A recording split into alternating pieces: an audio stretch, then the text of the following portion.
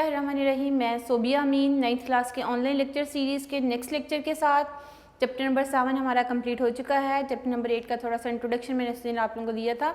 आज हम smart syllabus के साथ चैप्टर नंबर 8 पढ़ते हैं, जिसमें मेन टॉपिक जो आज हमने पढ़ना है स्मार्ट सिलेबस के साथ वो क्या है, टेम्परेचर एंड हीट एनर्जी, और उसके साथ हम इंटरनल एनर्जी के बारे में पढ़ेंगे और फिर हम स्पेसिफिक हीट कैपेसिटी के बारे में पढ़ेंगे।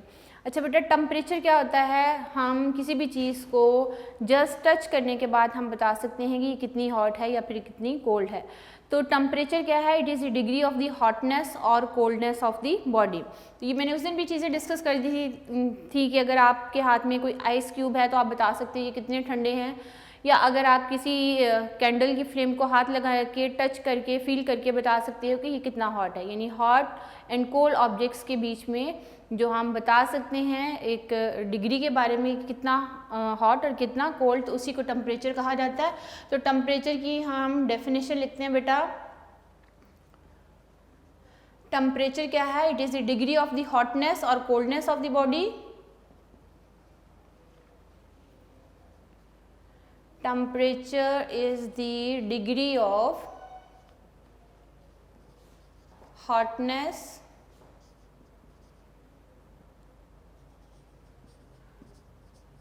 or coldness of a body। फिर जब हम हीट की बात करते हैं बेटा तो हम बोलते हैं heat is a form of energy. Heat is a form of energy that is transferred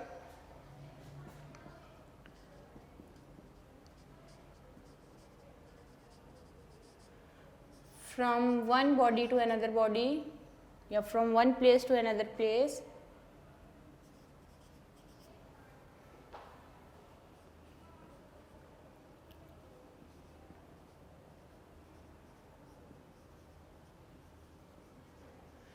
due to difference of the temperature between them।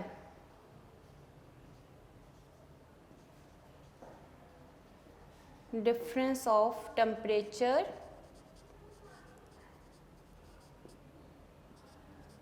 between them। यानी टेम्परेचर क्या है? एक डिग्री ऑफ हॉटनेस और कोल्डनेस ऑफ द बॉडी है, और heat क्या है? एक फॉर्म ऑफ एनर्जी है जो कि एक बॉडी से दूसरी बॉडी तक ट्रांसफ़र कैसे होती है? Due to the difference of the temperature. For example आपके पास ये एक बॉडी है जिसमें हमने कहा कि हमने एक बॉइलिंग वाटर को इसके अंदर जो है इस पॉट के अंदर रख दिया है और इसका टेम्परेचर है, फॉर एग्जांपल मैं कह रही हूँ 95 डिग्री सेल्सियस बॉइलिंग वाटर का टेम्परेचर। यहाँ मैंने एक और बीकर लिया और इसके अंदर मैंने आइस क्यूब्स रख दिए हैं, ठीक है। इसका टेम्परेचर अज्यूम कर लीजिए वो कितना है, 0 डिग्री सेल्सियस है। तो अगर मैं इन दोनों को इन कांटेक्ट कर दूँ, इन दोनों बीकर्स को, इसको और इसको मैं इन कांटेक्ट कर दूँ, इट मीन्स कि आप हॉट बॉडी और कोल्ड बॉडी क्या है, इन कांटेक्ट है। इसके अंदर बॉइलिंग वाटर था और इसके अंदर क्या थी, आइस क्यूब थी। हीट एनर्जी बॉइलिंग वाटर जो है वो लूज़ करेगा और आइस क्यूब्स क्या करेंगे, हीट एनर्जी यहाँ से गेन करेंगे, और in that case after some time जो है यहाँ से आइस क्यूब्स मेल्ट होना शुरू हो जाएंगे। मेल्ट होने के बाद इसका आइस क्यूब्स का टेम्परेचर इंक्रीज होना शुरू हो जाएगा और यहाँ से बॉइलिंग वाटर का टेम्परेचर क्या होगा, डिक्रीज होगा, and the whole system will set their temperature according to the surrounding. For example मैंने कहा कि ये सराउंडिंग का टेम्परेचर अगर 45 डिग्री सेल्सियस था तो यहाँ पे इन दोनों बॉडीज़ का टेम्परेचर भी कुछ ड्यूरेशन के बाद कितना हो जाएगा, 45 डिग्री सेल्सियस। अब हुआ क्या, इस हॉट बॉडी ने हीट क्या कर दी, लॉस कर दी, कोल्ड बॉडी ने हीट क्या कर दी, गेन कर ली। दोनों बॉडीज़ को हमने इन कांटेक्ट करने के बाद ये दोनों बॉडीज़ अपने आप को सेट कर लेती हैं थर्मल इक्विलिब्रियम पे, यानी अकॉर्डिंग टू दी सराउंडिंग अपना टेम्परेचर सेट कर लेती हैं। इसको बोला जाता है thermal equilibrium.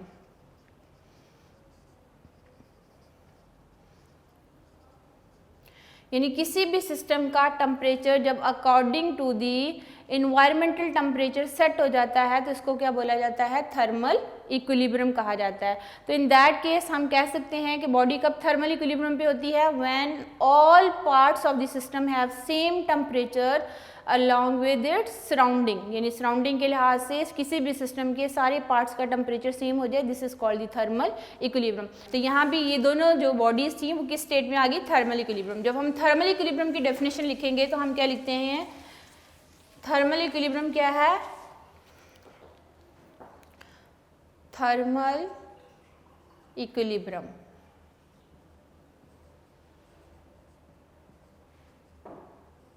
It is a property of the system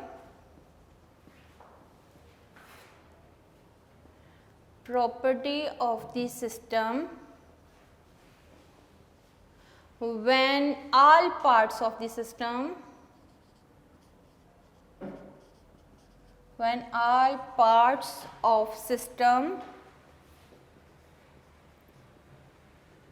have same temperature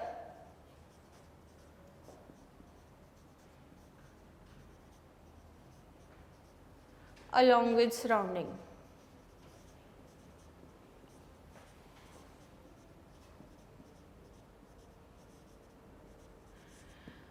यानी किसी भी सिस्टम की वो प्रॉपर्टी जब सिस्टम का हर पार्ट अपने आप को अरेंज कर लेता है, सेट कर लेता है अलॉन्ग दी सराउंडिंग टेम्परेचर, इसको क्या बोला जाता है? थर्मल इक्विलिब्रियम कहा जाता है. तो ऑलमोस्ट अगर आप किसी भी जो है फ्रिज में से कोई चिल्ड वाटर का एक ग्लास बाहर रखते हो तो आफ्टर सम टाइम वही वाटर रूम टेम्परेचर पे आ जाता है. What is the reason? कि वहाँ से उसने इन्वायरमेंट में हीट को क्या कर देना है? गेन करना है. यानी वो कोल्ड बॉडी थी तो इन्वायरमेंट अगर हॉट बॉडी है तो हॉट बॉडी से हीट एनर्जी कहाँ चली जाएगी? कोल्ड बॉडी में. और कोल्ड बॉडी इस हीट एनर्जी को गेन करने के बाद अपने आप को सेट करेगा. यानी हॉट एंड से जो है वो heat energy towards cold and transfer होती है. और फिर जब उसी का temperature along with surrounding set हो जाता है तो हीट ट्रांसफ़र नहीं होती. यानी अगर दोनों बॉडीज़ का टेम्परेचर डिफरेंट होगा तो हीट एनर्जी ट्रांसफ़र होती है, और अगर दोनों बॉडीज़ का टेम्परेचर सेम हो जाता है तो हीट एनर्जी ट्रांसफ़र नहीं होती. ठीक है, तो ये चीज़ें आपने सीखनी है. फिर इसके बाद बेटा हम इंटरनल, ये सारा एज ए शॉर्ट क्वेश्चन आता है. फिर इंटरनल एनर्जी है इसी टॉपिक के अंदर. इंटरनल एनर्जी यूजुअली हम इसको हीट इन ट्रांजिट भी बोलते हैं. हीट इन ट्रांजिट का मतलब क्या होगा कि हीट एनर्जी किसी सिस्टम में एंटर होती है. अच्छा, आप हमारे पास जो है अगर कोई भी एक ऐसा सिस्टम है जिसको हम हीट एनर्जी प्रोवाइड कर रहे हैं तो इट मीन्स कि वो हीट एनर्जी उस सिस्टम तक आ रही है, तो उसको हीट इन ट्रांजिट भी बोलेंगे. जब कोई भी हीट एनर्जी किसी सिस्टम के अंदर आ जाती है, वो गेन कर लेता है वो सिस्टम वो हीट एनर्जी, तो वो इस सिस्टम की बन जाती है इंटरनल एनर्जी. यानी हीट एनर्जी जब सिस्टम के अंदर एंटर होगी तो उसकी क्या बन जाती है? Internal energy. यानी वो सिस्टम गेन कर लेता है काइनेटिक एनर्जी भी एंड पोटेंशियल एनर्जी भी, तो इसी को हम टोटली इंटरनल एनर्जी बोलते हैं. तो हम बोलते हैं what is internal energy? The sum of the kinetic energy, the sum of the kinetic energy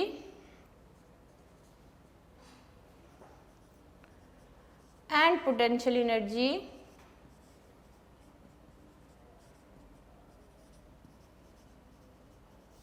associated with the atoms and molecules, associated with atoms and molecules is called internal energy.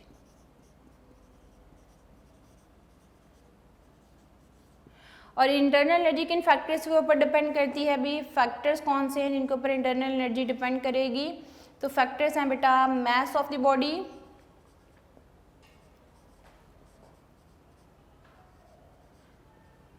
Kinetic energy,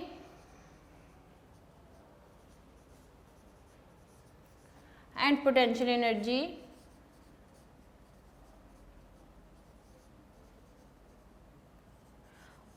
These are the factors on which internal energy of the body depends. These are the factors on which internal energy of the body depends.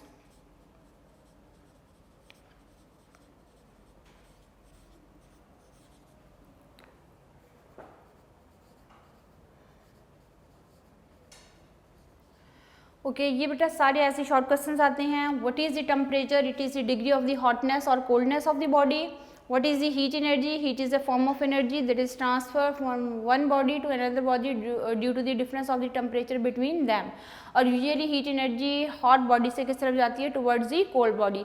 Hot body ने heat energy loss करनी होती है और cold body ने heat energy क्या करनी होती है? गेन करनी होती है.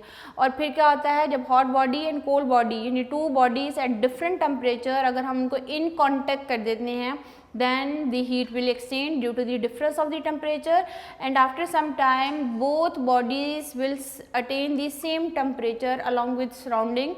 In that case we can say that the body is in the thermal equilibrium. कब बॉडी थर्मल इक्विलिब्रियम पे आएगा? जब उस सिस्टम का, उस बॉडी का हर पार्ट अटेन कर लेता है temperature with its surrounding, then this is called the thermal equilibrium. फिर हमने बात की बेटा what is the internal energy. Internal energy क्या है? Sum of the kinetic energy and potential energy associated with the atoms and molecules, and internal energy depend upon many factors. Some of them are the mass of the substance, kinetic energy and potential energy. These are the factors on which internal energy of the body depend. अब internal energy क्या है? जब भी हम किसी system को heat energy provide करते हैं और वही उस सिस्टम की इंटरनल एनर्जी बन जाती है, क्योंकि उस सिस्टम के अंदर जब हीट एनर्जी आती है तो उसकी काइनेटिक एनर्जी और पोटेंशियल एनर्जी इसके ऊपर अफेक्ट होता है, फ़र्क पड़ता है, उनकी एनर्जीज चेंज होती हैं, जिसकी वजह से हम बोलते हैं कि internal energy of the system change हो रही है. तो sum of the kinetic energy and potential energy that is associated with the atoms and molecule is called the internal energy of the system.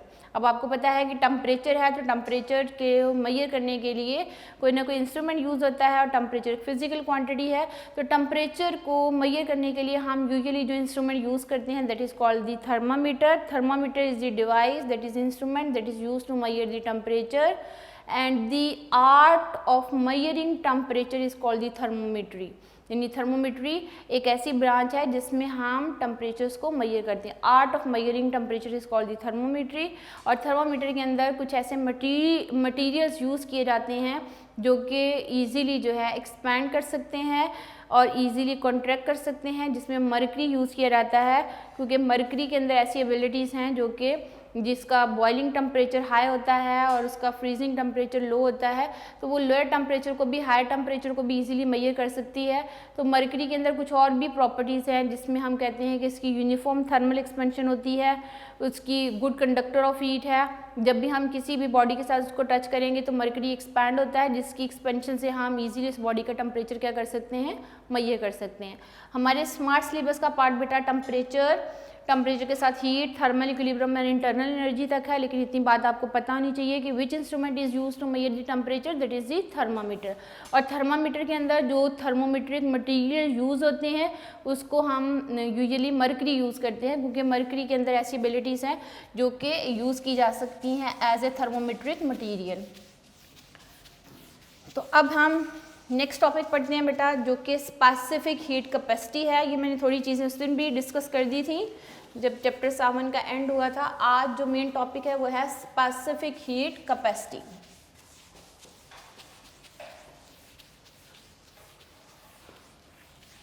Specific heat capacity का topic पढ़ना है बेटा.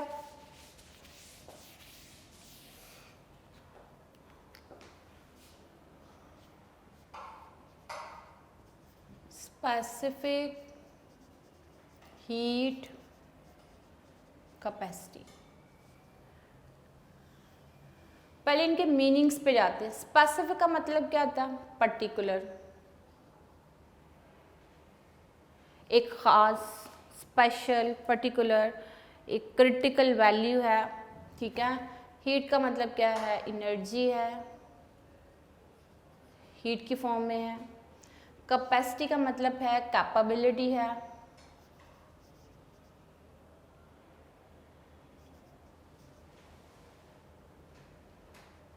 Capability है भी किसी भी सिस्टम की कि एक ख़ास जो है वो एनर्जी होगी, एक पर्टिकुलर वैल्यू होगी किसी भी सिस्टम की, किसी भी सब्सटेंस की, जिसको वो हीट एनर्जी जो है वो एब्जॉर्ब कर सकता है वो मटेरियल, क्योंकि ये बहुत ज़्यादा डिपेंड करती है नेचर ऑफ मटेरियल के ऊपर. आपके हाथ में डिफरेंट मटेरियल्स हों. फॉर एग्ज़ाम्पल, टॉपिक को समझने से पहले बेटा आपको मैं एक एग्ज़ाम्पल दे रही हूँ. ये है मेरे पास एक मटेरियल, एक जैसा इनका मैस मैंने लिया है.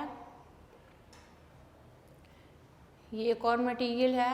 फॉर एग्जांपल ये मेरे पास है एल्यूमिनियम, ये मेरे पास है कॉपर, ये मेरे पास है सिल्वर या गोल्ड कह दीजिए, ठीक है। ये डिफरेंट मटेरियल्स हैं, एल्यूमिनियम है, कॉपर है, गोल्ड है। मैंने इन सबको हीट एनर्जी प्रोवाइड की एक जैसी। यहाँ से मैंने इनको क्या प्रोवाइड की है, हीट एनर्जी। सब मटेरियल्स को मैंने क्या प्रोवाइड की, heat energy. Heat energy provide की और इनका टेम्परेचर जो है मैंने चेंज किया है 1 केल्विन। इसका भी टेम्परेचर कितना चेंज किया, 1 केल्विन। इसका भी टेम्परेचर कितना चेंज किया है, 1 केल्विन। यानी इन तीनों को मैंने जो हीट एनर्जी प्रोवाइड की उसका टेम्परेचर डिफरेंस कितना था, 1 केल्विन। एक जैसा हमने इनका मास और साइज ले लिया। अब इसकी और तरह से amount of heat energy absorb की, इसकी अमाउंट ऑफ हीट एनर्जी करने की कैपेबिलिटी कुछ और थी।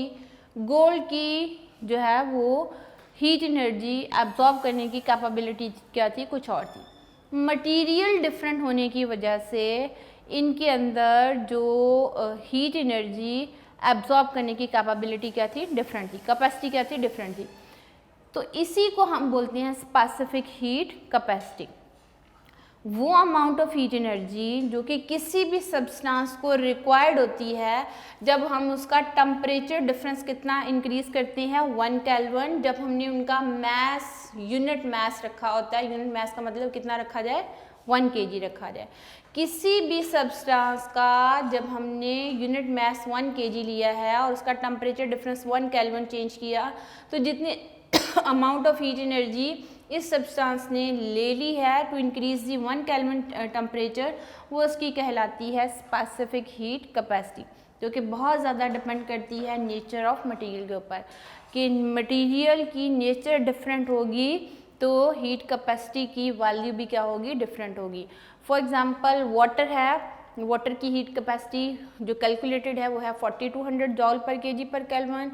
हम सॉइल की बात करते हैं तो उसकी वैल्यू 810 है। हम अल्कोहल की बात करते हैं तो 2500 है। यानी डिफरेंट मटेरियल्स हैं, उनकी कैपेबिलिटी, उनकी यूँ समझिए कैपेसिटी जो है हीट एब्जॉर्ब करने की, वो क्या होगी, डिफरेंट होगी, क्योंकि उनकी नेचर ऑफ मटेरियल क्या है, डिफरेंट है।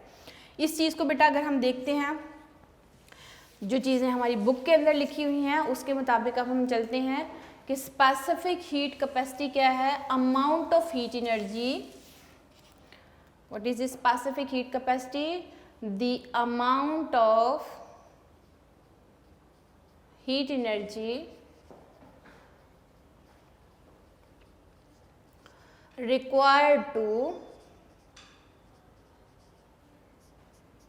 raise the temperature of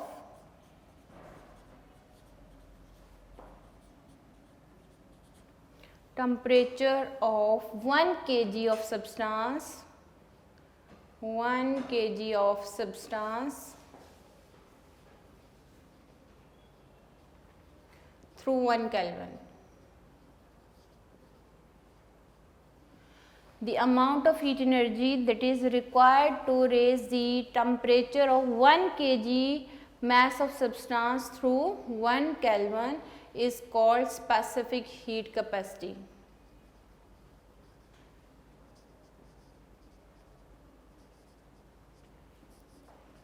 Specific heat capacity. अच्छा, अब अगर हम जो है नेचर ऑफ मटेरियल लेते हैं एक जैसी, फॉर एग्जांपल मैंने कोई भी मटेरियल ले लिया, कोई भी सब्सटेंस ले लिया और उसका टेम्परेचर इंक्रीज़ करना शुरू किया, तो जो अमाउंट ऑफ हीट एनर्जी होती है ना बेटा, it is always directly proportional to the mass of the substance. अगर हम मास को बढ़ाएंगे तो उसको जो हीट एनर्जी एब्जॉर्ब करेगा मटेरियल वो भी क्या होगी, ज़्यादा होगी। फॉर एग्जांपल अगर आपने 1 kg मिल्क लिया है और दूसरी साइड पे आपने 5 kg मिल्क लिया है और दोनों को आपने बॉईल करना है, 1 kg जल्दी बॉईल हो जाएगा, 5 kg क्या लेगा, ज़्यादा टाइम लेगा बॉईल करने के लिए। 1 kg मैस कम था और 5 kg मैस क्या है, ज़्यादा है, तो यहाँ मैस ज़्यादा होगा तो उस चीज़ को बॉईल करने के लिए हमें अमाउंट ऑफ हीट एनर्जी की भी ज़्यादा ज़रूरत पड़ेगी, ठीक है। और दूसरा फैक्टर जो है जिसके ऊपर ये डिपेंड कर रही है अमाउंट, यहाँ बेटा delta Q is the amount of heat energy. Delta Q क्या है, हीट एनर्जी, क्यू जो है हीट एनर्जी को रिप्रेजेंट करेगा, एम मैस को रिप्रेजेंट करेगा, और यहाँ जितना चेंज ऑफ टेम्परेचर ज़्यादा होगा अमाउंट ऑफ हीट एनर्जी भी क्या होगी, ज़्यादा रिक्वायर्ड होगी। टेम्परेचर डिफरेंस, यानी एक बॉडी बहुत लोअर टेम्परेचर पे है और उसको हीट एनर्जी की ज़्यादा ज़रूरत पड़ेगी, तो टेम्परेचर डिफरेंस जितना ज़्यादा होगा अमाउंट ऑफ हीट एनर्जी भी क्या होगी, ज़्यादा होगी। कभी आप लोग बेटा आइस क्यूब्स को जो है वो मेल्ट करना शुरू करें by providing heat external source के ज़रिए से, तो आप देखोगे इसको अमाउंट ऑफ हीट एनर्जी ज़्यादा रिक्वायर्ड होगी। तो यहाँ से अगर हम कहते हैं कि मैस ज़्यादा है तो हीट एनर्जी भी उसको ज़्यादा ज़रूरत पड़ेगी, और अगर दोनों बॉडीज़ का टेम्परेचर डिफरेंस ज़्यादा है तो ज़्यादा हीट एनर्जी है फ़ौरन वो सब्सटेंस जो है वो लेना शुरू कर देता है। जब हम दोनों को इक्वेशंस को कंबाइन करते हैं by combining equation 1 and 2, by combining equation 1 and 2 दोनों को कंबाइन करेंगे तो आपके पास क्या आएगा, delta Q will be proportional to m delta t, यानी अमाउंट ऑफ हीट एनर्जी किन दो फैक्टर्स के डायरेक्टली प्रोपोर्शनल, ये एक्सपेरिमेंटल रिजल्ट्स हैं बेटा। अमाउंट ऑफ हीट एनर्जी किन फैक्टर्स के डायरेक्टली प्रोपोर्शनल है, mass of the substance and change in temperature. Delta Q क्या है, amount of heat energy, M क्या है, मैस ऑफ द सब्सटेंस, और डेल्टा टी क्या है, टेम्परेचर डिफरेंस है। और आपको पता है जब भी इक्वेशन में हम प्रोपोर्शनैलिटी साइन को, this is the direct proportionality sign, और इस प्रोपोर्शनैलिटी साइन को ओमिट किया जाता है तो हम इक्वल एंड कांस्टेंट लगाते हैं, और इस केस में बेटा कांस्टेंट जो है उसको c से रिप्रेजेंट किया गया है। इस केस में जो कांस्टेंट है उसको किससे रिप्रेजेंट किया, c से, तो हम लिख सकते हैं कांस्टेंट c है तो आपके पास इक्वेशन क्या बनेगी, m delta T, delta Q is equal to C M delta T. तो यहाँ से बेटा अगर मैंने c की वैल्यू फाइंड आउट करनी हो, c जो है वो किसके इक्वल होगा, delta Q divided by m delta T, ठीक हो गया। और जो c है it is called the specific heat, specific heat, या हम इसको बोलते हैं specific heat capacity, specific heat capacity, जो कि मटेरियल के ऊपर डिपेंड करती है। अगर यहाँ से बेटा मेरे पास इस इक्वेशन में अगर देखिए, अगर बॉडी का मैस 1 kg लिया जाए, if the mess of the body is 1 kg and the temperature difference delta T is provided by 1 Kelvin, then delta Q will be equal to C, वही अमाउंट ऑफ हीट एनर्जी उसकी क्या कहलाएगी, specific heat. यूँ समझ लें कि अगर आपने सब्सटेंस 1 kg लिया है, टेम्परेचर डिफरेंस भी 1 जो है केल्विन दिया, तो जिस सब्सटेंस ने amount of heat energy 1 kelvin rise करने के लिए टेम्परेचर रिक्वायर्ड होगी वो उसकी क्या कहलाएगी, स्पेसिफिक हीट कहलाएगी। आपने 1 kg वाटर लिया, 1 kg बेंजीन ली, 1 kg अल्कोहल लिया, सबका टेम्परेचर राइज किया है 1 केल्विन। आप देखोगे अल्कोहल की स्पेसिफिक हीट की वैल्यू कुछ और आएगी, बेंजीन की कुछ और आएगी, वाटर के लिए कुछ और आएगी, तो सबकी स्पेसिफिक हीट की वैल्यू क्या होगी, डिफरेंट होगी, क्योंकि नेचर ऑफ मटेरियल क्या है, डिफरेंट है। तो यूँ समझ लें कि जो स्पेसिफिक हीट कैपेसिटी है ये उस मटेरियल की नेचर के ऊपर डिपेंड करती है। आपको पता है हर मटेरियल की इंटरमॉलिक्यूलर फोर्सेस, जो एटम्स की बॉन्डिंग होती है वो डिफरेंट होती है, जिसकी वजह से उनकी इंटरमॉलिक्यूलर फोर्सेस की वजह से वहाँ अमाउंट ऑफ हीट एनर्जी जो 1 केल्विन राइज करने के लिए टेम्परेचर रिक्वायर्ड होगी, जो उसकी स्पेसिफिक हीट कैपेसिटी कहलाती है, वो डिफरेंट होती है, मटेरियल के लिए वो क्या होती है, डिफरेंट होती है। तो यही हमने बात की बेटा कि amount of heat energy mass के डायरेक्टली प्रोपोर्शनल है, चेंज इन टेम्परेचर के डायरेक्टली प्रोपोर्शनल है।